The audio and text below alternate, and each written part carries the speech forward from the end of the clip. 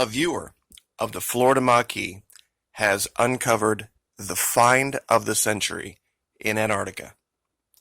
Using this technique of historical imagery on Google Earth Pro, perspective, and lighting, there is a reveal down here that is nothing short of breathtaking. And we've done a lot of them, but this one takes the cake. There's going to be no disproving this one. Now, I got an email very early this morning from someone providing me images of this and saying, go ahead, use this, show this. And I'm not going to give up this person's privacy. I'm just going to say it's a woman named Susan. And when I show you this, it is going to drop your jaw. Now, real quick, the location, if we call Antarctica this peninsula up here, 12 o'clock, look at the 9 o'clock region. You'll see kind of an opening, a bay. The top side of that bay up here, those of you with possession of my KMZ file that I've been providing, you'll have a location very near to this. I have it labeled Monster Access Port. Now, of course, many of you would look at this and go, what do you mean, Maquis? There's no Monster Access Port here. Well, when we use the technique of perspective by tilting up the camera like this, we get to see the actual coast of Antarctica, not just the ice. And lo and behold, this same region shows a perfectly cut path directly into the continent. Not natural. This is what I was labeling here long ago, but there's something else here. And I didn't go far enough back with the historical imagery to find it. I showed this in the 2012, but if you go back to the 2010, look what uncovers in the high res. Now, are you ready for this? This is going to blow your mind. You see this thing right here that looks just like a normal iceberg out in the middle of the ice? Look what happens when you zoom in here on the end.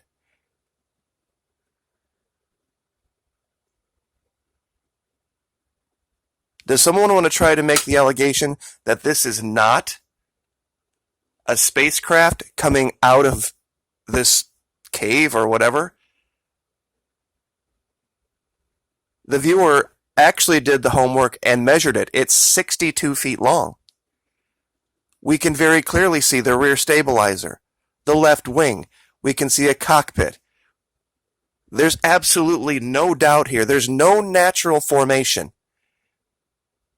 that would show up like this in any imagery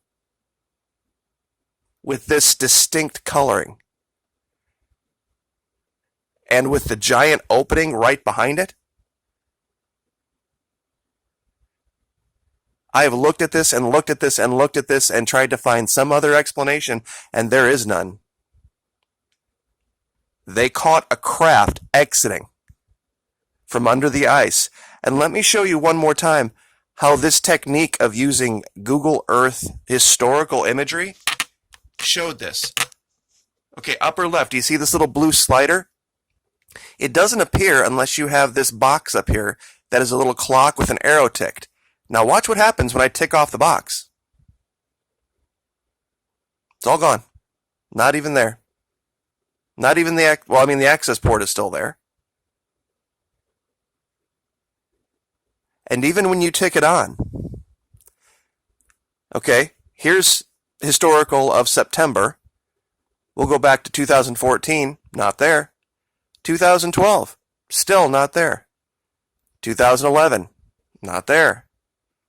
2010. This is how you do research. I am humbled and proud at the same time. With this technique, guys, you can find things all over this planet that not even Google Earth knows they have. Now, she found a couple of other things that she mentioned in the region, very close to it, and right in front of it, there is this perfect, absolutely perfect triangular shape. I'm going to measure this real quick, just as a polygon, to get a rough idea here. 1,000 feet around, 1,051 feet around on that. And she hadn't mentioned it, but I kind of noticed over here another one that was kind of, it seems odd, the way it kind of looks like it slid in here. And we'll measure that real quick too.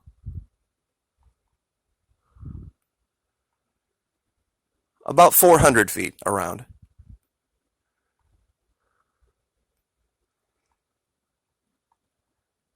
I thought about looking at this because it's kind of pentagonal, but we're not even going to talk about that, honestly. You know, you put this stuff together, guys, and it shows clearly what's down there. See, because the 2011 imagery, it's kind of hard to see. There's some interference with the image until you get down to, you know, this, it's about eye altitude 7,000 feet. But once again, this is the 2011 image. Look at how different it is in 2010. And there's stuff all over here that is really suspect. I haven't looked at this layer, and you know, I wish I would have at this point, but you know, I have to give credit where credit is due. Someone actually did the homework the right way and did the research the right way and came up with an amazing, amazing find. I'm sure this is probably going to end up circling the globe on the internet. I cannot imagine anyone making any kind of other explanation for this. And I've looked around, I haven't seen this image anywhere.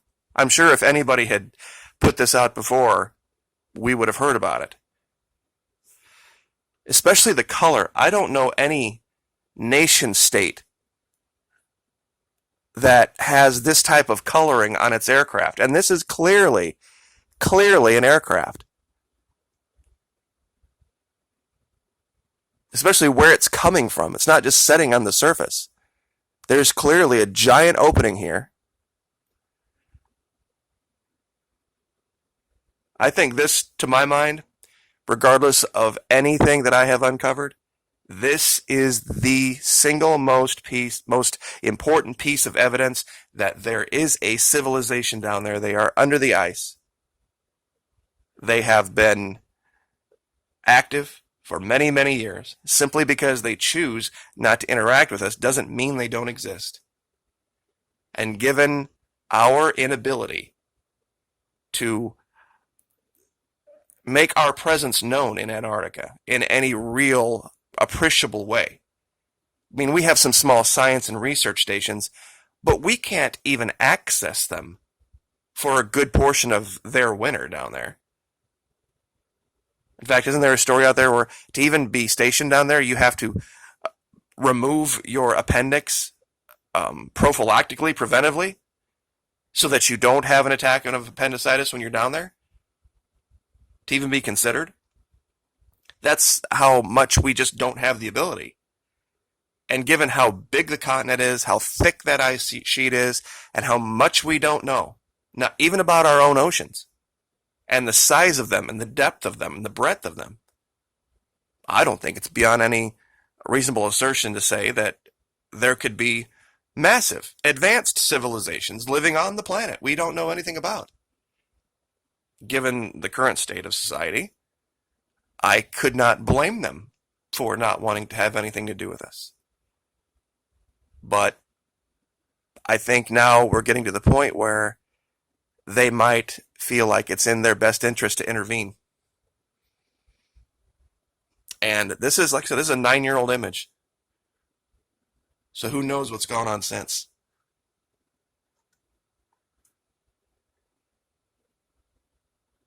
I mean, I can't think of an angle to look at this from where it would be any different. So, anyway, Susan, and I'm going to keep her privacy paramount, just because with something like this, there's just no way that this isn't going to be something where people have questions. But I will, once again, I will export this to the KMZ file. I will put the coordinates down in the description, and you can go to Google Earth Pro, the 2010, 12/30/2010, December 30, 2010 layer to find this. And for those of you with the KMZ file, if for some reason that doesn't get you there, just look for where I have labeled Monster Access Port on the 2010 image. And when you zoom down, you've got to get down to, this is 12,000 feet, this is 4,000 feet, 2,300 feet. This is eye altitude 800 feet right here, 400 feet.